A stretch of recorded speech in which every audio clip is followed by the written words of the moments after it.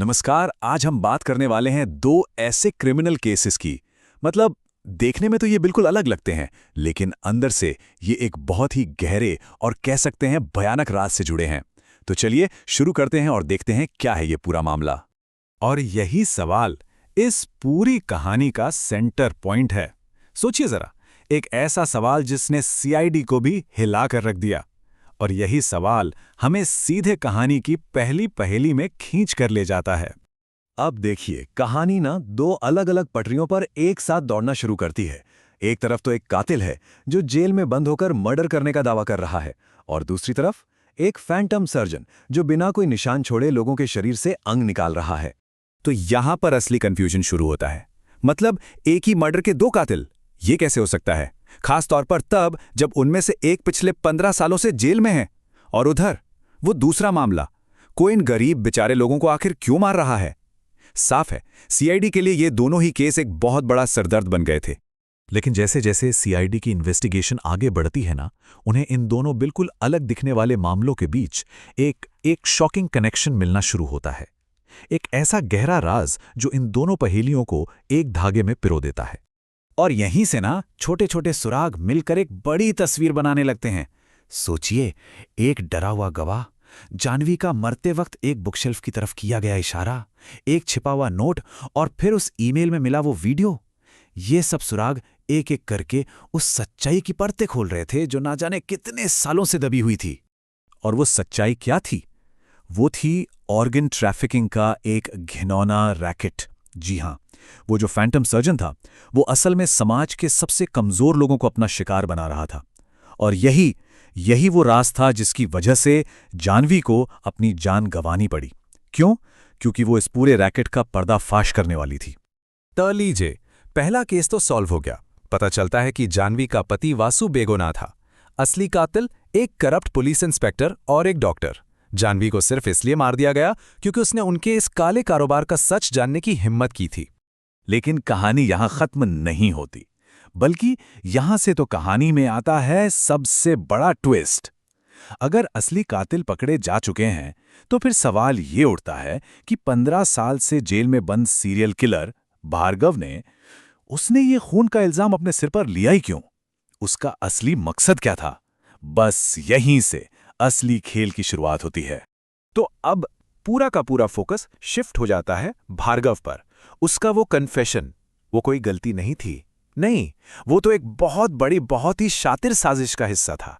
वो किसी और ही बहुत बड़े मकसद को अंजाम देने की फिराक में था। और भार्गव की सोच कैसी थी, ये उसके अपने शब्दों से साफ हो जाता है। मैं ही न्याय हूं और मैं ही अन्याय।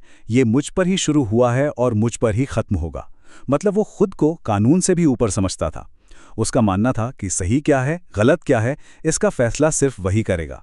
ये सिर्फ एक कन्फेशन नहीं था, ये एक ऐलाने जंग था। और यहीं सामने आता है सबसे हैरान कर देने वाला सच। भार्गव ने ये सब कुछ वासु के लिए किया था। अब सवाल उठता है, क्यों? भला एक सीरियल किलर एक बेगुनाह आदमी की मदद क्यों करेगा? वो इसलिए क्योंकि वासु उसकी आज़ादी का जरिया नहीं था, बल्कि उसके शैतानी खेल का अगला और सबसे अहम मोहरा बनने वाला था। देखिए, भार्गव सिर्फ एक किलर नहीं था, वो मैनिपुलेशन का मास्टर था। इंसानी दिमाग और इमोशंस के साथ खेलना उसे बखूबी आता था।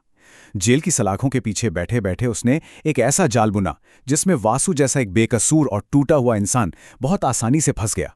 तो चलिए देखते हैं कि आखिर उसने ये किया कैसे। तो ये था उसका पूरा 4 स्टेप का प्लान। देखिए, कितना सोचा समझा प्लान था। हर एक कदम बिल्कुल नपातोला। उसने पहले सिस्टम का इस्तेमाल किया, फिर वासु के इमोशंस का, और आखिर में उसे एक ऐसे जिंदा हथियार में बदल दिया जो उसका आखिरी टारगेट पूरा कर सके। और इसी पॉइंट पर आकर भार्गव का असली और सच कहूं तो बेहद भयानक मकसद सामने आता है।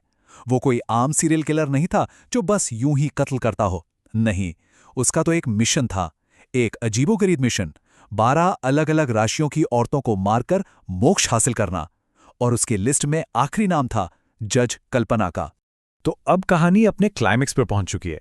एक तरफ है भार्गव का तैयार किया हुआ हथियार वासु, जो अपने टारगेट की तरफ बढ़ रहा है, और दूसरी तरफ है सीआईडी की टीम जो इस पूरे खेल को, इस पागलपन को रोकने की आखिरी कोशिश कर रही है।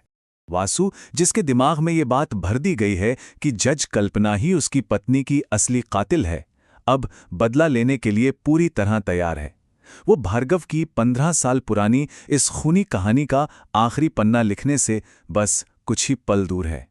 और तभी हमें पता चलता है कि भार्गव के इस पागलपन की जड़ कहाँ थी। ये सब शुरू हुआ एक अंधविश्वास से, एक ऐसा अंधविश्वास जो उसकी अपनी माँ ने उसके दिमाग में बचपन से भर दिया था। एक बेहद ट्विस्टेड बिलीफ जिसने एक इंसान को राक्षस बना दिया।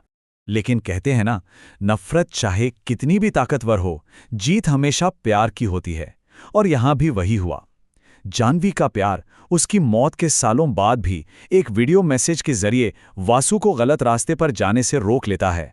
बस वो एक मैसेज भार्गव के बुने हुए सारे मायाजाल को तोड़ देता है। 5 साल ये सिर्फ एक नंबर नहीं है, ये एक बेगुनाह इंसान की जिंदगी के वो 5 कीमती साल हैं जो एक करप्ट सिस्टम और एक शातिर कातिल के धोखे की भेंट चढ़ गए।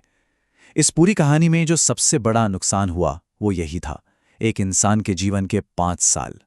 और आखिर में ये कहानी हमें एक सवाल के साथ छोड़ जाती है। जब कोई मास्टरमाइंड किसी के विश्वास को ही हथियार बना ले, तो असली विक्टिम कौन होता है? वो जो निशाना था, जैसे कि जज कल्पना, या फिर वो जिसे हथियार बनाया गया, जैसे कि वासु? ये कहानी वाकई में हमें जुर्म, विश्वास और इंसानी कमजोरियों के बारे में बहुत कुछ सोचने पर मजबूर कर देती है।